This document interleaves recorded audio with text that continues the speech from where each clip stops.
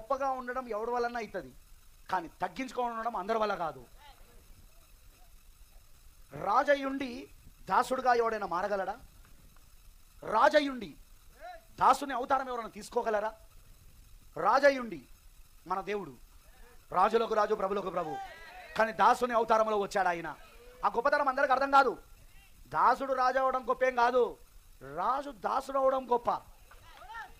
గొప్పతనం ఎందులో ఉంటుందంటే దాసుడు రాజు అవడం గొప్పతనం కాదు, ఒక గొప్పవాడు దాసుడు అవడం గొప్ప. Praise the lord. ఒక సామాన్యుడు రాజులాగా మాట్లాడడం గొప్ప కాదు, రాజులాగా ఉన్నవాడు సామాన్యుడిగా మారడం గొప్ప. అదే అందరికి అర్థం కాదు. మన దేవుడు ఎందుకు గొప్పవాడంటే ఆయన రాజులకు రాజై ఉండి, ఆయన ప్రభువులకు ప్రభు ఉండి, ఆయన సృష్టికర్త అయి ఉండి, ఆయన తన సృష్టిని రక్షించడానికి, మనం ఎవరం? ఆయన సృష్టి, ఆయన సృష్టి, మనం సృష్టిని రక్షించడానికి సృష్టిలో భాగమయ్యాడు ఆయన.